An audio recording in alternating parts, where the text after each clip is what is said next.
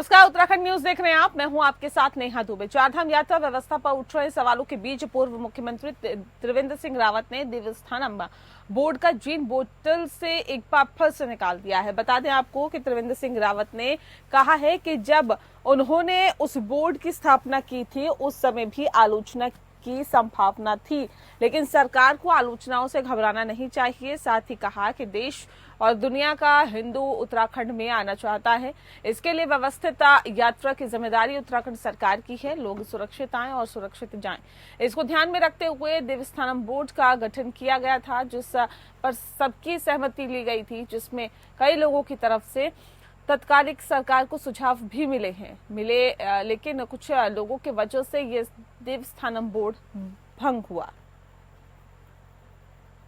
देखो, आलोचना की संभावनाएं तो थी पहले भी जब हमने बनाया था ये, लेकिन हमको ये था कि हमको आलोचनाओं से घबराना नहीं चाहिए, क्योंकि देश और दुनिया का हिंदू उत्तराखंड में आता है, उनकी सुरक्षा ये हमारी जिम्मेदारी है। व्यवस्थित यात्रा ये उत्तराखंड सरकार की जिम्मेदारी है।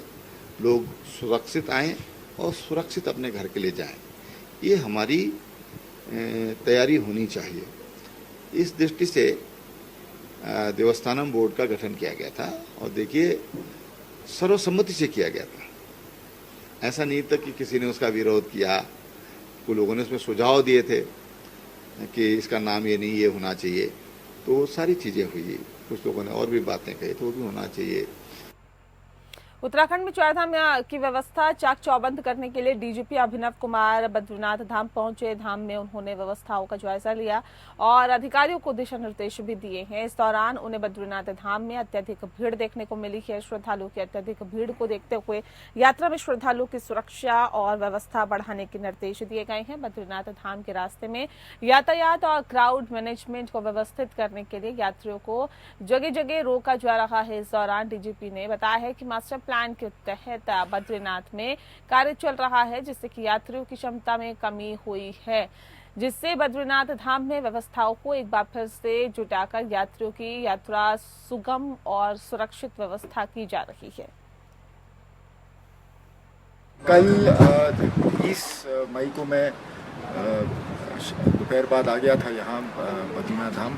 रोड आया था केदारनाथ की तरफ से, तो रास्ते में एक तो कई जगह देखा हमें ट्रैफिक रोकने की ज़रूरत पड़ी थी, जो ऊपर ट्रैफिक जा रहा था, क्योंकि यहाँ बद्रीनाथ धाम में भी जो कैपेसिटी है लगभग 30 से 35 हज़ार यात्रियों की टोटल कैपेसिटी है, और हम देख रहे हैं कि चूँकि यहाँ अभी निर्माण कार्य भी चल रहे हैं, तो इसलिए वो कैपेसिटी थोड़ी कम हो गई है और वाहनों की पार्किंग की भी समस्या है। तो उसको देखते हुए हमने पूरे रास्ते जो है ट्रैफिक प्लान लागू किया है। जगह जगह गाड़ियों को रोका जा रहा है। कल रात मैंने आके शाम के जो प्रबंधन थे वो भी देखे। शाम को भी रात के 9 बजे लगभग 1 किलोमीटर से थोड़ा कम की श्रद्धालुओं की लाइन लगी थी, और आज सुबह भी जब मैं गया वहाँ व्यवस्थाएं देखने, तो लगभग 1.5 किलोमीटर लंबी लाइन लगी थी श्रद्धालुओं की। उत्तराखंड में 10 मई से शुरू हुई चारधाम यात्रा को लेकर शासन प्रशासन लगातार अलर्ट मोड पर नजर आ रहा है। हालांकि चारधाम यात्रा शुरू होते ही अव्यवस्थाओं की खबरें भी सामने आने लगी है, लेकिन राज्य सरकार चारधाम यात्रा की व्यवस्थाओं को सुधारने के लिए मुस्तैदी से काम कर रही है। प्रदेश में पर्यटन सचिव कुर्वे ने बताया है कि फिलहाल चारधाम यात्रा शांतिपूर्वक चल रही है। हालांकि श्रद्धालु की भीड़ को देखते हुए ऑफलाइन रजिस्ट्रेशन की प्रक्रिया 31 मई तक बंद कर दी गई है। चारों धामों में 6 लाख से ज्यादा श्रद्धालु यात्रा कर चुके हैं, और साथ ही चारधाम यात्रा में लगातार आ रही अव्यवस्थाओं के खबरों को लेकर कहा कि चारधाम यात्रा में गढ़वाल कमिश्नर और कुमाऊं कमिश्नर लगातार नजरें बनाए हुए हैं। इसके साथ ही तमाम अधिकारियों की जिम्मेदारी भी सुनिश्चित की गई है ताकि चारधाम यात्रा सकुशल शांतिपूर्वक संपन्न हो सके। अभी तक 6,43,000 यात्रियों ने दर्शन किए हैं चारों धामों में, और जो आज माननीय मुख्यमंत्री महोदय के अध्यक्षता में बैठक हुई, जिसमें इस सारी चीज़ों का रिव्यू भी किया गया, और उस बैठक में निर्णय लिए गए कि इस क्रम में 31 मई तक हमारा जो on spot registration Rishikesh Haridwar में हो रहा था, इसको 31 मई तक रोका गया है। और 31 मई तक जो भी यात्री भले वो ऋषिकेश हरिद्वार आ चुके लेकिन उनका रजिस्ट्रेशन नहीं हुआ है, तो उनको हम ऊपर नहीं जाने देंगे। जी आपको बता दें कि लगातार अलर्ट मोड पर शासन प्रशासन नजर आ रहा है। फिलहाल जो उत्तराखंड में 10 मई से चारधाम यात्रा चल रही है, इसको लेकर शासन प्रशासन लगातार अलर्ट मोड पर नजर आ रहा है। हालांकि चारधाम यात्रा शुरू होते ही अव्यवस्थाओं की खबरें भी देखने को मिली है, सामने आई है, लेकिन राज्य सरकार चारधाम यात्रा की व्यवस्थाओं को सुधारने के लिए मुस्तैदी से काम कर रही है। प्रदेश के पर्यटन सचिव कुर्वे ने बताया है कि फिलहाल चारधाम यात्रा शांतिपूर्वक चल रही है। हालांकि श्रद्धालु की भीड़ को देखते हुए ऑफलाइन रजिस्ट्रेशन की प्रक्रिया 31 मई तक बंद कर दी गई है। चारों धामों में 6 लाख से ज्यादा श्रद्धालु यात्रा कर चुके हैं। साथ ही चारधाम यात्रा में लगातार आ रही अव्यवस्थाओं की खबरों को लेकर कहा कि चारधाम यात्रा में गढ़वाल कमिश्नर और कुमाऊं कमिश्नर लगातार नजरें बनाए हुए हैं। इसके साथ ही तमाम अधिकारी भी जिम्मेदारी सुनिश्चित की गई है ताकि चारधाम यात्रा सकुशल और शांतिपूर्वक संपन्न हो सके।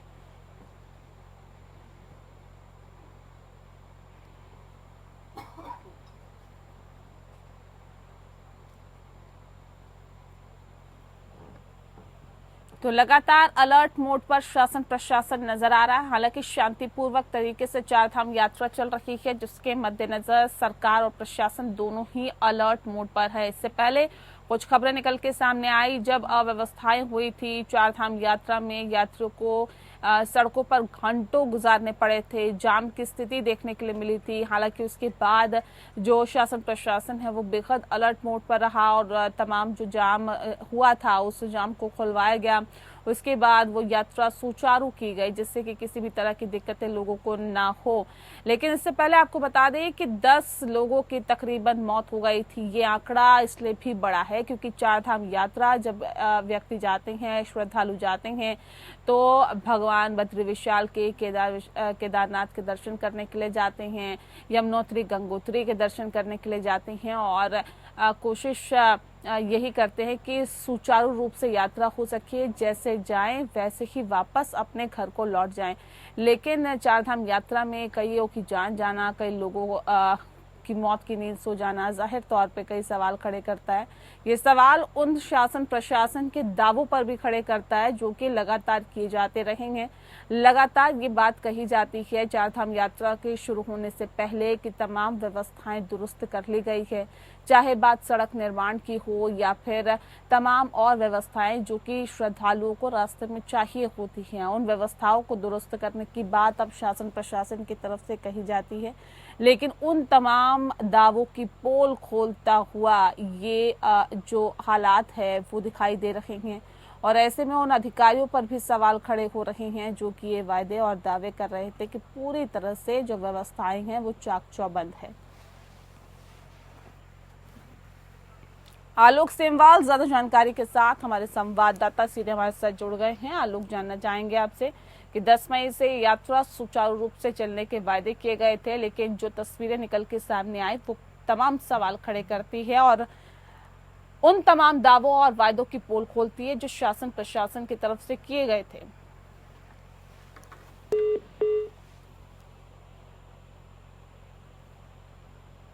तो बता दें आपको कि शांतिपूर्वक तरीके से ये यात्रा फिलहाल अब चल रही है।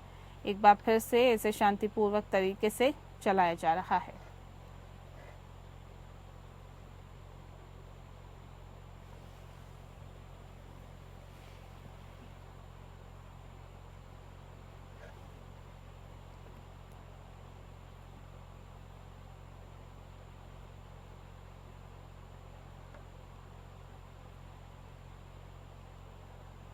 आलोक सेमवाल ज्यादा जानकारी के साथ सीधे हमारे साथ जुड़ गए हैं। आलोक, जानना चाहेंगे तमाम दावों की पोल खोलती है वो तस्वीरें जब कुछ लोगों की जान चले गई थी, ऐसे में क्या लगता है कि ये वायदे और दावे सिर्फ कागजी साबित हो रहे हैं चारधाम यात्रा के मद्देनजर?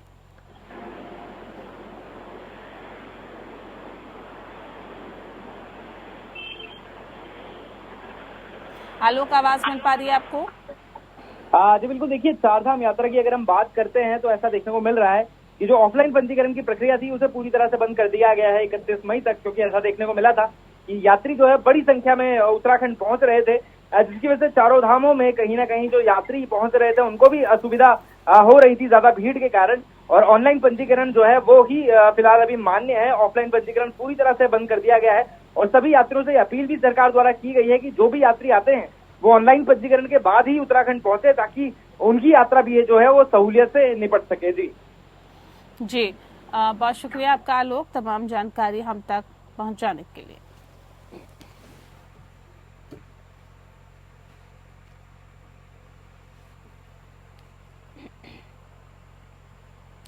इस समय उत्तराखंड समेत पूरे उत्तर भारत में गर्मी का सितम लगातार जारी है, तो वहीं हीट वेव ने लोगों को घरों में कैद होने को मजबूर कर दिया है। आने वाले दिनों में लोगों को हीट वेव से तो राहत जरूर मिलेगी, लेकिन गर्मी के प्रकोप से अभी 4 से 5 दिन और जूझना पड़ सकता है। हालांकि उत्तराखंड के पर्वतीय इलाकों में गर्मी से राहत जरूर मिलने वाली है, जिसका असर मैदानी इलाकों में भी देखने को मिलेगा। वहीं बढ़ते तापमान से बेहाल लोगों को डॉक्टर से सलाह दी है और ऐसे में हीट वेव से बचने के लिए दोपहर के समय ज्यादा बाहर ना निकले। दून मेडिकल कॉलेज के उप चिकित्सा अधीक्षक डॉक्टर धनंजय डोभाल का कहना है कि जिस हिसाब से तापमान में तेजी देखी जा रही है, उसको देखते हुए लगता है कि आने वाले दिनों में हीट वेव से कोई राहत मिलने वाली नहीं है।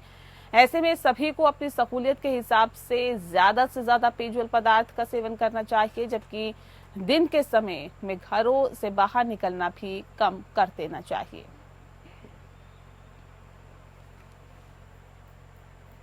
जिस हिसाब से तापमान बढ़ रहा है और अभी तो कोई इस तरह की वो भी नहीं लग रहा कि आसपास नियर फ्यूचर में इसको कम होने की गुंजाइश हो, तो फिलहाल जो अभी शासन की तरफ से एडवाइजरी जारी की गई है, मरीज के स्पेसिफिक सिम्टम्स नहीं होते हैं। घबराहट, बेचैनी, शरीर का तापमान बढ़ना, पूरे शरीर में कमजोरी सी आना, थोड़ा सा थकान का एहसास करना, ये रहते हैं उसके सिम्टम्स। तो उसके बेस पे ही उसका इलाज सिम्टोमेटिक ही किया जाता है, कोई अलग से स्पेसिफिक ट्रीटमेंट नहीं है।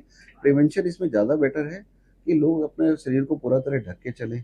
अगर गर्मी है तो कोशिश करें कि जब मैक्सिमम तापमान होता है दिन का, उसको अवॉइड करें। सुबह या थोड़ा शाम के टाइम पे ज़्यादा घर से बाहर निकल सकते हैं, वो छाता लेके चलें, जो बहुत ज़रूरी हो तो चलें, और अपने साथ शीतल पदार्थों का भी सेवन करते रहें बीच बीच में। चल रही है जिससे कि लोगों को दिक्कत ना हो, इसलिए ये सलाह दी जा रही है कि दोपहर में अगर जरूरत ना हो तो घर से बाहर ना निकलें। आलोक सेमवाल ज्यादा जानकारी के साथ हमारे संवाददाता सीधे हमारे साथ जुड़े हुए हैं। आलोक, मौसम विभाग का क्या कुछ कहना है? ये हीट वेव कब तक ऐसे ही जारी रहेगी? बारिश की संभावना कब तक है और कैसे मौसम में बदलाव देखने के लिए मिल सकता है?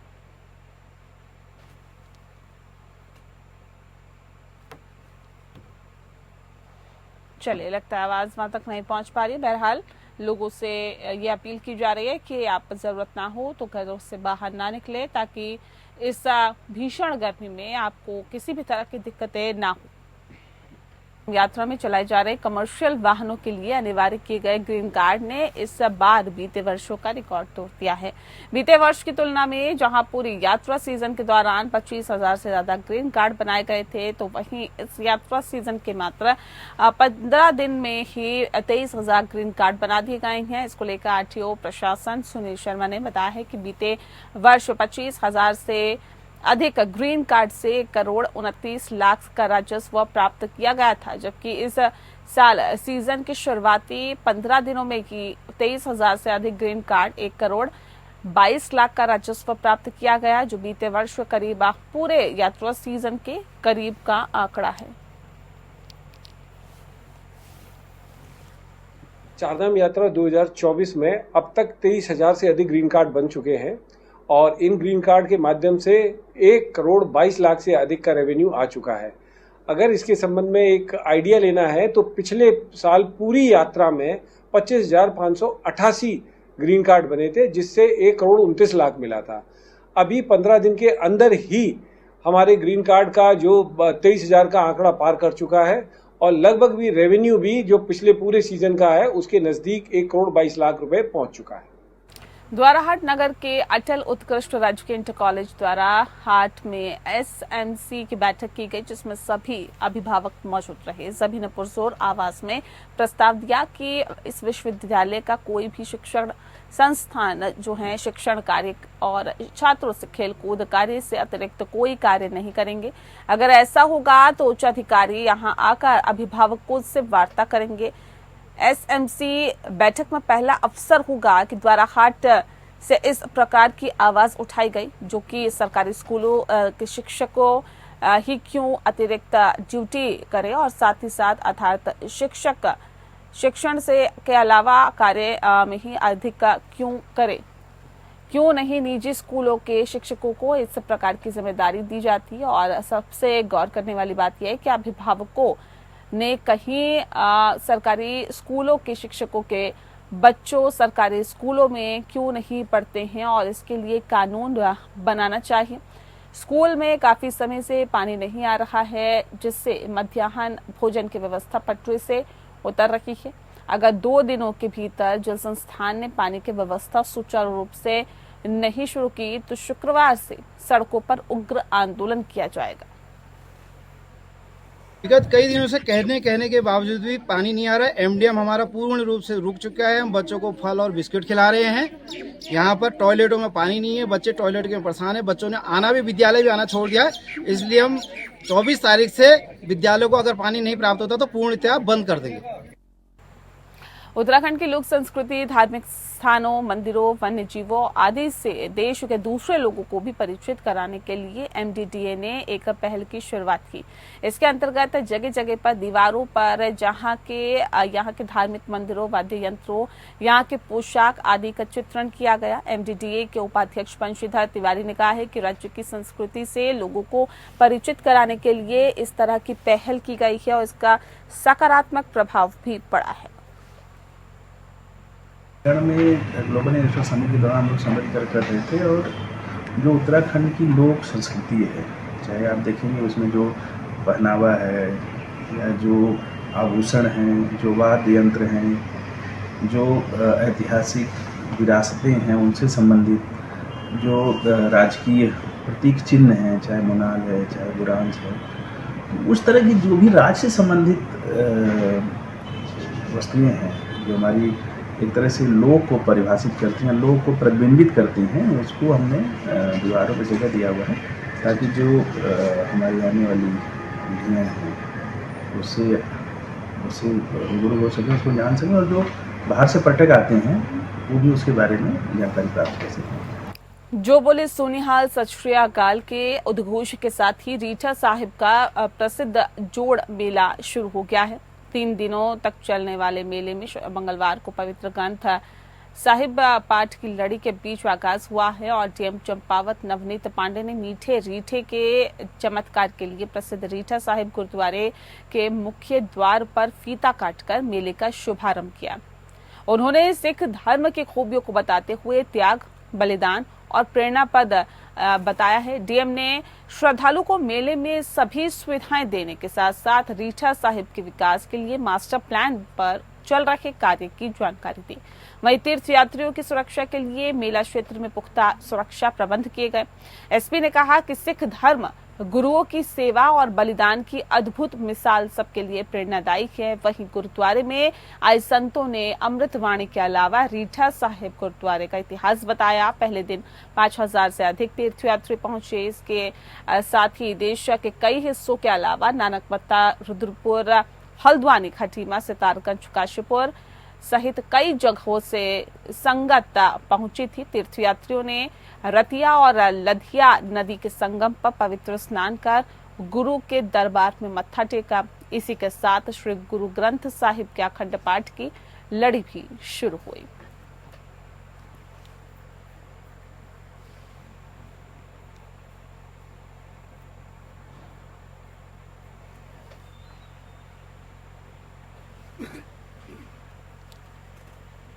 दिवसीय जो हमारा जोड़ मेला होता है उसका आज हमने उद्घाटन किया गया है। अधिकांश व्यवस्थाएं जो हैं वो यहाँ की हमारी जो द्वारा प्रबंधन समिति द्वारा की गई है और जो सुरक्षा व्यवस्था और जो शांति व्यवस्था की वजह से और जो यातायात व्यवस्था में जो कुछ सुगमता आ सके इस हेतु यहाँ पे जिला प्रशासन की ओर से सहयोग किया जा रहा है। तो यहाँ पे एक ऑल्टरनेट पार्किंग का निर्माण किया गया है, एक कच्चा स्थायी बंदा बनाया गया है ताकि लोगों को आवागमन में सुविधा हो सके। इसी प्रकार हमारी चंपावत पुलिस की ओर से कई जगह पे चेकिंग बैरियर्स भी लगाए गए हैं और हम लोग इंश्योर कर रहे हैं कि जो हमारी स्वास्थ्य सुविधाएं हैं, मेडिकल कैंप्स हैं, वो सब लोग इस समय सतर्क हैं और मुझे उम्मीद है कि ये मेला जो है शांतिपूर्ण रूप से संपन्न किया जा सके। आजकल राजधानी देहरादून में फिश टनल का मेला लगा हुआ है, जो आकर्षण का केंद्र बना हुआ है, क्योंकि इस मेले में लगातार लोगों की भीड़ देखने को मिल रही है और इसके साथ साथ बच्चों की भीड़ भी इस मेले में देखने को मिल रही है। और इस मेले को अच्छा रिस्पांस मिल रहा है, क्योंकि खास बात यह है कि इस मेले में एक फिश टनल बनाई गई है। बता दें कि जिसमें भारत के ही नहीं बल्कि देश विदेशों की फिश मंगाई गई है और जिसको देखने के लिए लगातार बच्चों के साथ साथ अभिभावक भी उमड़ रहे हैं। वहीं मेले के संस्थापक का कहना है कि अच्छा रिस्पांस इस मेले को मिल रहा है। मेले की एंट्री गेट फीस 30 रुपए रखी गई है और इसके साथ ही टनल की फीस 100 रुपए रखी गई है, ताकि सभी लोग इस मेले में पहुंच सके। और नॉलेज के लिए सभी फीस के जारों पर नाम भी लिखे गए हैं, ताकि बच्चों को एक अच्छी नॉलेज भी मिल सके।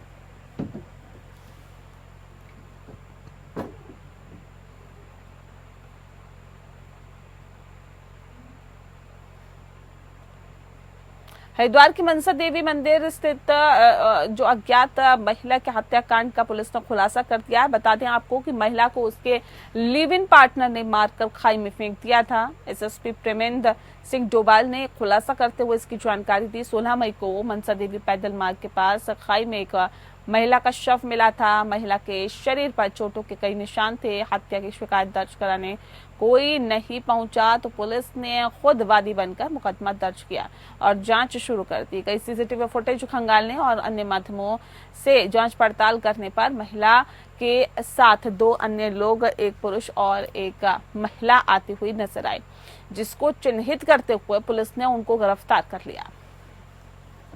16 मई के दिन कोतवाली क्षेत्र में, हरिद्वार कोतवाली क्षेत्र में मनसा देवी मार्ग पर एक युवती की डेड बॉडी पड़ी थी रास्ते में और वो खाई में नीचे गिरी हुई थी।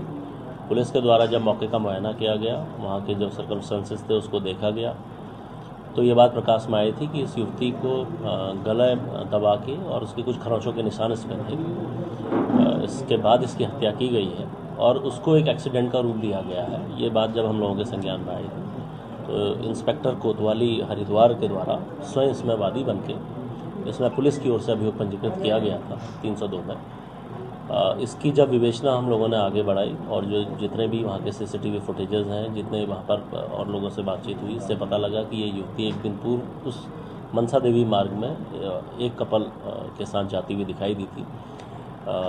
जब पुलिस ने इसमें आगे विवेचना प्रारंभ करी और जब वहाँ का पता लगा तो इसमें एक संदिग्ध जो दंपति हैं, जिसमें रोशन और उसकी वाइफ खुशबू, उसका नाम प्रकाश में आया था। पुलिस के द्वारा जब विवेचना और इसी के साथ फिलहाल इस बुलेटिन में इतना ही। नमस्कार।